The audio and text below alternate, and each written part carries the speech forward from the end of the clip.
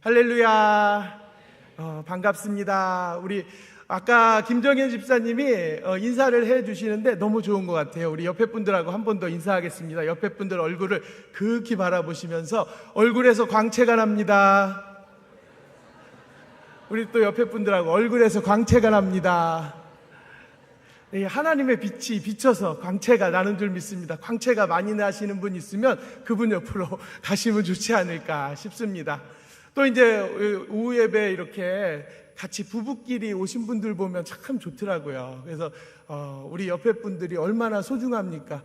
제가 이렇게 지금 있는데 파리가 여기 한 마리 와서 이렇게 앉아 있는 거예요. 근데 이렇게 쫓으려다가 그래, 이 파리도 나에게 이렇게 다가와서 이제 감사하다. 제가 예전에 교회 생활 할 때 집사님 한 분이 좀 연세가 많으셨어요. 노총각이셨어요. 근데 그 어머니 권사님이 그 집사님을 보면서 이제 얘기하는 거예요. 그 집사님한테 모기가 와서 이렇게 다리에 앉았거든요. 그러니까 집사님이 모기를 탁 잡았는데 그 어머님이 그러시더라고요. 야, 누가 네 옆에 와서 이렇게 앉아있니? 그냥 돌아. 제가 오늘 파리가 이렇게 앉아가지고 이걸 쫓으려는데 좀 망설여졌습니다. 우리 옆에 앉으신 분들 너무나도 소중합니다. 나를 위해서 기도해주고 나와 동역하고, 특별히 부부는 더 애틋한 것 같습니다. 우리 옆에 분들 한번 이렇게 손을 좀 잡아주셨으면 좋겠어요. 감사합니다. 네, 사랑합니다. 네, 축복합니다. 그래도 전도는 합시다. 네, 할렐루야. 우리 전도 특공대 또 전도팀이 활성화되고 있는데 너무 감사한데, 이 여름에도 전도 특공대는 계속됩니다. 여름에도 쉬지 않고 하나님의 복음을 전하는 일에 힘쓰시는 우리 성도님들 되시기를 간절히 축복합니다. 무더위가 이렇게 기승을 부리고 있는 여름입니다. 우리 현장에서 또 일하면서 이 폭염을 뚫고 얼마나 애쓰고 계십니까? 이 오후 예배 시간이 우리의 그 애씀과 또 수고함과 땀 흘림을 씻어주는 그러한 축복의 시간이 되었으면 좋겠습니다. 아멘 하신 분 가운데 더 큰 은혜와 평강이 있을 줄 믿습니다. 아멘. 할렐루야. 우리 교회도 이제 여름 휴가철을 맞이했습니다. 특별히 8월 한 달 동안에는 우리 학생들이 방학이 있고, 그리고 직장인들의 휴가가 있는 시기입니다. 지순장 교육이 한 달 동안 쉽니다. 그리고 전도특공대도 한 달 쉬어갑니다. 그리고 아까 이야기 드렸듯이 토요 전도와 주일 전도는 계속해서 쉬지 않고 진행됨을 알려드립니다. 그동안 땀 흘리시고 헌신하신 우리 지순장님들, 그리고 전국 특공대 대원 여러분들 정말 수고 많으셨습니다. 이 방학 기간 동안에 육신이 쉼을 얻으시고 영적으로 재충전하시기를 바랍니다. 간혹 이렇게 사역하시는 분들이 방학을 맞이하면 왠지 모르게 마음에 이렇게 허전함을 느끼시고, 내가 이렇게 쉬어도 되나 하면서 죄책감을 느끼시기도 합니다. 저희 집에 아내도 좀 그런 성격입니다. 방학이 되면은 본인이 이제 할 게 좀 없으니까 그 고등학교 수학 문제집을 갖고 오더라고요. 그리고 방학 내내 그 문제집을 풀어요. 그래서 쉬지를 못하는 거예요. 그리고 잠깐 짬이 나도 여기 가서 일하고 또 저기 가서 일하고 계속해서 쉬지 않고 이제 육신을 가만두질 못하더라고요. 저도 좀 그런 것 같아요. 그래서 아마 제가 이제 이번 주간에 휴가 기간인데 교회에서 뵐 수도 있습니다.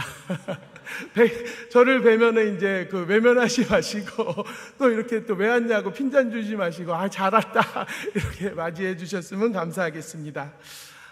여러분, 우리가 이렇게 힘을 얻을 때 방학 기간에 죄책감을 느끼실 필요 없습니다. 우리 방학과 이 쉼은 결코 사역의 중단이나 믿음의 후퇴가 아닙니다. 쉼은 하나님께서 우리를 다시 살리시고 새 힘을 부어주시는 은혜의 시간, 영적 재창조의 시간임을 믿으시기 바랍니다. 또 이렇게 밖은 불볕더위인데 우리 예배당 안은 참 시원하지요. 가끔 성도님들과 대화를 나누다 보면 이곳이 피서지가 아닌가 하시는 분들이 있습니다. 우리 당회장 목사님께서는 우리 여름에 성도님들 오시면 시원해서 너무 추워서 못 견딜 정도로 에어컨을 틀라고 얘기하세요. 물론 이제 각 부서실이나 이렇게 쉼이 있을 때는 소등도 잘 해야 되겠고 에어컨도 잘 꺼야 되겠지만 예배 드리는 데는 불편함이 없게 하라라고 말씀하십니다. 이렇게 시원한 교회 안에서 피서지에 가실 필요 없이 여러분이 시원한 바람을 쐬시면서 은혜를 나누시면 좋겠습니다. 그리고 그냥 왔다가 돌아가는 시간이 아니고 이 예배 시간에 우리의 영적 그 갈증도 해갈되는 은혜가 있기를 간절히 축원합니다. 그래서 좀 잠도 깰 겸 한번 우리 이렇게 한번 그 당회장 목사님 맨날 하시는 게 있는데 저도 조금 하나 만들어 봤습니다. 그 오른손 높이 들고 우리 한번 외치겠습니다. 예배는 짧아도 은혜는 영원하다. 은혜는 영원하다. 예배는 짧아도 은혜는 영원하다. 은혜는 영원하다. 할렐루야. 우리 하나님께 박수를 영광 올려드리겠습니다. 우리에게 은혜 주실 줄로 믿습니다. 아멘. 서울대학교에서 이제 중환자실에서 20년 넘게 수간호사로 일하고 있는 어느 분의 이야기입니다. 이분은 정말 투철한 사명감으로 일을 하셨다고 합니다. 환자들이 너무 많아서 끼니를 거르는 것은 다반사였고, 그리고 퇴근 후에도 환자들의 그 심장 모니터 알람 소리가 환청으로 들릴 정도로 스트레스 속에서 또 긴장 속에서 살았다고 합니다. 내가 아니면 이 환자들이 어떻게 될 것인가, 혹시 죽음을 맞이할 것은 아닌가, 이런 무거운 책임감에 하루하루를 버티고 있었던 것입니다. 그러던 어느 날이었습니다. 서울 해화동의 횡단보도 앞에 서서 신호를 기다리고 있는데 다리에 힘이 쫙 풀리면서 그 자리에 털썩 주저앉고 말았다고 합니다. 숨이 쉬어지지 않았고 눈물이 하염없이 흘렀다고 합니다. 이른바 번아웃과 탈진이 찾아온 것입니다. 그분은 그 길로 병원에 장기 휴직계를 냈습니다. 그리고 무작정 강원도 태백에 있는 작은 수도원으로 떠났습니다. 그곳에 도착한 그분은 금식하며 부르짖고 열정적으로 무엇을 한 것이 아니고 그저 며칠 동안 죽은 사람처럼 잠만 잤다고 합니다. 그렇게 3일째 잠자고 일어나기를 반복하는데 아침이 되자 눈을 딱 떴는데 저 창가에 비치는 그 방 벽에 붙어있는 십자가 위로 햇살이 이렇게 비치는데 주님의 음성이 들려오는 것 같았다고 합니다. 사랑하는 내 딸아, 그동안 내 양들 돌보느라 너무 힘들었지? 이제 내 품 안에서 편히 쉬어라 라고 이렇게 하나님이 말씀해 주셨습니다. 그 마음에 감동을 받은 이 분께서는 그동안의 모든 상처와 아픔이 다 씻겨 나가는 것 같다고 했습니다. 그렇게 힘을 얻고 다시 십자가 안에서 안식을 경험하고 세상에 나아갈 새 힘을 얻을 수 있었다고 합니다. 오늘 우리가 함께 읽은 본문에도 이 간호사님처럼, 아니 그보다 훨씬 더 깊은 절망과 탈진에 빠져서 나를 죽여주십시오라고 절규하는 한 위대한 선지자가 등장합니다. 바로 불의 사자 엘리야입니다. 당시 북이스라엘의 아합왕과 그의 아내 이세벨이 다스리던 이 시대는 이스라엘 역사상 가장 영적으로 어두웠던 암흑기였습니다. 바알과 아세라 우상 숭배가 온 나라를 뒤덮고 있었습니다. 오늘 본문 바로 직전 열왕기상 18장에서 엘리야가 갈멜산에 올라가 바알 선지자 450명과 홀로 대결을 펼쳤습니다. 결과는 어땠습니까? 여러분들 모두 아시다시피 하나님께서 하늘에서 불을 내리셔서 제단을 태우시고 엄청난 승리를 안겨주셨습니다. 참으로 우리가 이 구절을 볼 때마다 장엄하고 통쾌함을 느낄 수가 있었습니다. 그리고 엘리야도 자기가 하늘을 찔렀을 것입니다. 하지만 여러분, 산봉우리가 높으면 골짜기도 깊은 법입니다. 우리 19장 1절과 2절을 보면 이세벨이 엘리야의 승리 소식을 듣고 두려워 떨기는커녕 오히려 이제 도끼가 올라서 내가 내일 이맘때에는 반드시 너의 생명을 저 죽은 선지자들의 한 사람의 생명과 같게 하리라, 이렇게 살해 위협을 합니다. 이 살해 위협의 말을 듣는 순간 그렇게 사기 충천했던 엘리야의 마음에 갑자기 거대한 두려움이 밀려왔습니다. 극한의 영적 전쟁을 치르고 난 후 극심한 허무함과 공포가 밀려온 것입니다. 3절을 보시면 엘리야가 자신의 생명을 위해 도망합니다. 이스라엘 유다의 최남단인 브엘세바까지 도망치고 사안을 그곳에 남겨놓고 자기는 하룻길을 더 걸어서 광야로 들어갑니다. 그는 철저한 고립을 택했던 것입니다. 그런데 이 광야를요, 히브리어로 미드바르라고 합니다. 이 단어에는 말씀하시다라는 뜻을 가진 다바르에서 이 단어가 파생되었습니다. 광야에서 아무것도 없는 척박하고 메마른 땅인 것 같지만 영적으로 보면 하나님의 말씀이 가장 선명하게 들리는 곳이 광야임을 우리는 알 수가 있습니다. 때로는 하나님께서 우리를 아무도 도와줄 수 없고 철저히 혼자 된 것 같은 광야로 이끄실 때가 있습니다. 세상의 모든 문이 막히고 내가 쌓아온 사역과 헌신마저도 무의미하게 보이는 그 순간 하나님은 우리 곁에 계십니다. 우리를 버리시지 않으십니다. 세상의 분주함과 시끄러운 소음을 차단하시고 오직 생명 되신 하나님의 음성을 들려주시기 위한 그곳이 바로 광야입니다. 그 광야에 머무실 때 우리가 마음에 낙심함이 없길 원합니다. 하나님의 은혜를 체험하시는 우리가 되었으면 좋겠습니다. 광야 깊숙이 들어간 이 엘리야는 노뎀나무 아래에 앉습니다.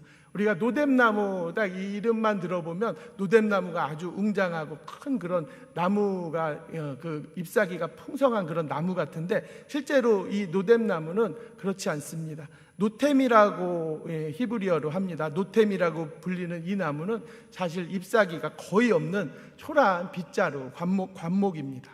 뜨거운 사막에 태양을 가리기에는 많이 부족합니다. 앙상한 가시덤불 같은 것입니다. 그 초라한 가시덤불 아래 몸을 웅크리고 앉아 엘리야가 무엇라고 기도합니까? 4절 하반절에 이렇게 기도합니다. 여호와여 넉넉하오니 지금 내 생명을 거두시옵소서. 나는 내 조상들보다 낫지 못하나이다. 갈멜산의 영웅이었고 불의 사자 엘리야가 이런 말을 합니다. 우울함과 탄식이 섞인 것입니다. 이 장면을 두고 여러 학자들이 이렇게 이야기합니다. 월터 브루그만은 이 장면을 이렇게 해석했습니다. 엘리야의 탈진은 단순히 육체적 피로가 아니다. 자신의 모든 열심과 목숨을 건 헌신이 결국 아무런 현실의 변화도 만들어내지 못했다는 영적 허무함에서 비롯된 죽음의 갈망이다. 그리고 존 칼빈도 이렇게 말합니다. 위대한 하나님의 사람조차도 하나님의 은혜가 잠시만 붙들어주지 않으시면 그가 얼마나 깨지기 쉬운 연약한 질그릇에 불과한지를 알게 해준다. 또 매트리도 이렇게 주석했습니다. 가장 강렬한 신앙의 불꽃을 가졌던 자라도 창조주 하나님께서 그 은혜의 날개로 덮어주시지 않으면 한낱 여인의 위협 앞에서도 풍비박산 날 수밖에 없는 것이 인간의 실존이다. 그렇습니다, 여러분. 우리는 모두 연약한 질그릇과 같은 존재입니다. 조금만 바람이 불고 흔들려도 작은 상처에도 깊게 베이는 존재들인 것입니다. 우리의 연약함을 인정하고 나의 힘으로는 단 하루도 설 수 없음을 인정하고 고백하고 주님만이 우리의 힘임을 고백하는 것, 이 고백이 있을 때 우리 삶에 참된 쉼이 찾아옵니다. 이 쉼을 누리시는 여러분들 되시기를 소망합니다. 성경에서 말씀하시는 참된 쉼은 단순히 하던 일을 멈추고 가만히 있는 상태가 아닙니다. 참된 쉼은 나의 인생의 통제권을 창조주 하나님께 내어드리는 것, 그분의 임재 안에 머무는 것, 그때 영적 안식이 찾아오고 재창조가 이루어지는 것입니다. 마태복음 11장 28절에서 예수님은 우리를 향해 이렇게 말씀하고 있습니다. 너무나도 유명한 말씀인데요, 우리 함께 읽어보도록 하겠습니다. 수고하고 무거운 짐진 자들아 다 내게로 오라. 내가 너희를 쉬게 하리라. 아멘. 이 참된 쉼에 대해서 마가복음 6장을 보면 예수님과 제자들의 이야기가 또 나오게 됩니다. 예수님의 파송을 받아서 전도 여행을 떠났던 제자들이 돌아왔습니다. 그들은 자신의 사역 가운데 성공했던 것들, 한껏 그것들을 예수님께 자랑합니다. 그리고 그 사역에 고무되어서 자신들의 행한 기적과 무용담을 예수님 앞에 자랑하기에 바쁩니다. 그런데 예수님은 사실 그 제자들의 이야기들이 참 기쁠 법도 한데, 그리고 또 제자들이 그렇게 예수님께 자랑할 때 그래 더 힘써서 우리가 큰일 하자 이렇게 얘기하실 법도 한데, 예수님은 마가복음 6장 31절에서 이렇게 얘기하십니다. 이르시되 너희는 따로 한적한 곳에 가서 잠깐 쉬어라. 이는 오고 가는 사람이 많아 음식 먹을 겨를도 없음이라. 아멘. 참으로 위로가 되는 말씀입니다. 우리 예수님은 제자들이 일어난 화려한 그런 사역의 성과보다도 그들의 지친 몸과 마음이 쉬는 것을 훨씬 중요하게 여기셨습니다. 일보다 사람이 먼저고 사역보다 쉼이 먼저 가르쳐 주신 것입니다. 이 쉼의 효과는 또 놀랍습니다. 육체적인 회복을 이룰 뿐만이 아니고 영적인 회복을 이루어냅니다. 그래서 영적인 회복 가운데 우리가 바라보지 못했던 현실 너머에 있는 크고 광대한 하나님을 바라보게 만듭니다. 우리에게도 이 하나님의 영적 쉼이 있기를 주님의 이름으로 축복합니다. 오늘 본문에서 노뎀나무 안에 스스로 목숨을 끊어달라고 차라리 죽겠다라고 이렇게 엘리야가 말합니다. 이 참으로 황당한 말입니다. 하나님이 허락하신 큰 능력을 체험하고도 여인 한 명이 무서워서 도망친다고 하니 저희는 쉽게 이해가 되지 않습니다. 그런데 하나님께서는 엘리야에게 어떻게 다가가십니까? 5절을 보시면 여호와의 천사가 와서 어루만지며 그에게 이릅니다. 일어나서 먹으라. 여기서 어루만지다 이 언어를 살펴보면 거칠게 흔들어서 깨우는 것이 아니고 부드럽게 쓰다듬으면서 병든 자식의 이마를 짚어주는 그 어머니의 섬세한 사랑스러운 손길과 같이 만져주시는 것이 어루만지다라는 뜻입니다. 지쳐 쓰러져 있는 엘리야에게 하나님은 더 큰 사역을 해라 라고 강요하지 않으십니다. 꾸짖지도 않으십니다. 그저 머리맡에 숯불에 구운 떡과 시원한 물 한 병을 놓아두시고 지친 육신을 먹이시고 부드럽게 재워주십니다. 또 6절과 7절을 보면 엘리야가 먹고 마시고 또다시 눕습니다. 그러자 여호와의 천사가 또다시 와서 그를 어루만지면서 말합니다. 일어나 먹으라. 내가 갈 길을 다 가지 못할까 하노라. 내가 갈 길을 다 가지 못할까 봐 일어나 먹으라고 하시는 것입니다. 하나님은 이렇게 따뜻하신 우리 하나님이십니다. 엘리야에게 주님이 말씀하시는 것입니다. 엘리야야, 많이 지쳤구나. 그동안 짊어진 짐이 얼마나 무거웠니? 내가 너의 마음 다 안다. 이렇게 하나님께서는 우리를 공감해 주시는 하나님이십니다. 주님의 사랑은 우리의 아픔까지도 공감해 주시는 사랑임을 믿으시기 바랍니다. 성경을 우리가 깊이 묵상해 보면 이렇게 하나님이 주시는 참된 쉼을 누린 사람들의 이야기가 곳곳에 있습니다. 많은 시간을 제가 드리지는 않겠습니다.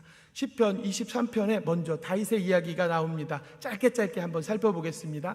그는 사울왕의 칼날을 피해서 10여 년을 거친 광야에서 도망다니면서 끔찍한 속에서 살았습니다. 언제 죽을지 모르는 그러한 상황 가운데 놓여진 것입니다.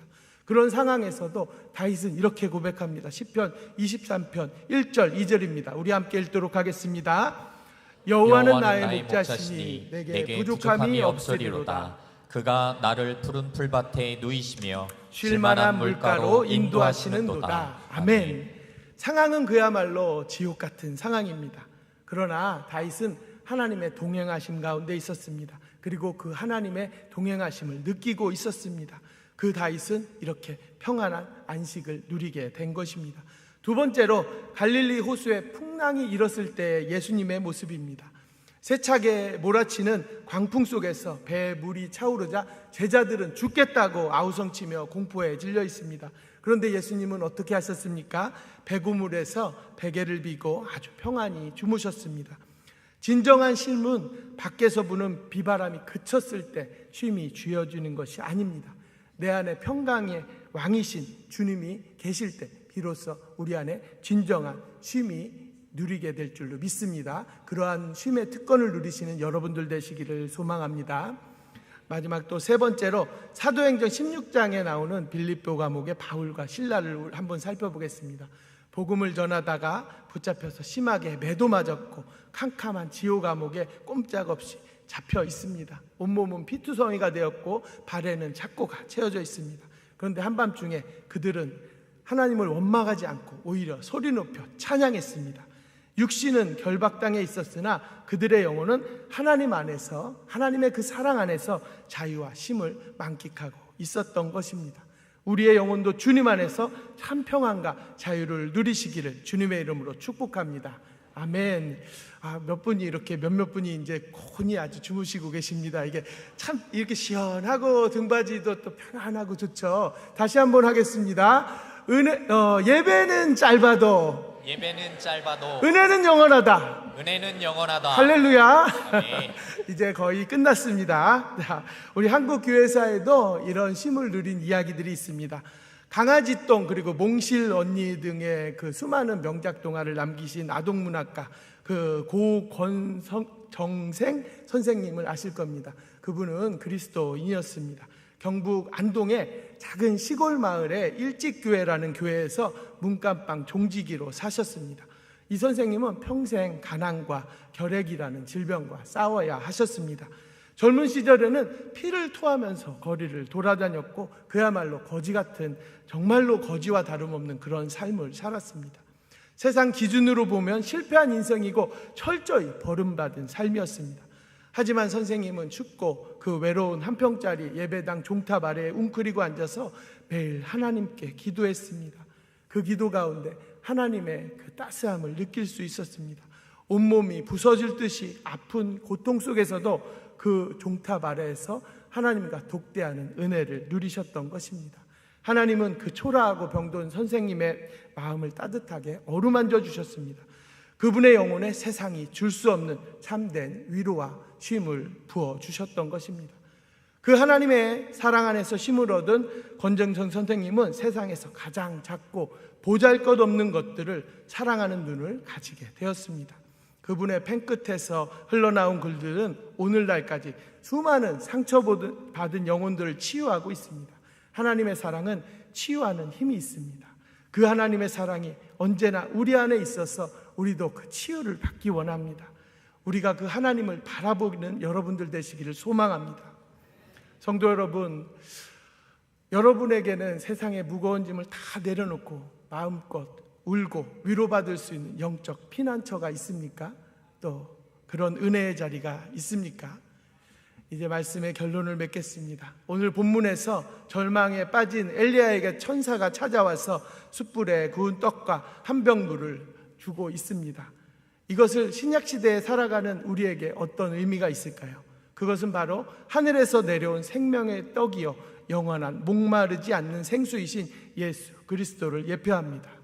우리가 나의 열심, 나의 능력, 나의 의지로만 세상을 살아가려고 할 때 우리는 반드시 엘리야처럼 번아웃을 경험하게 될 것입니다.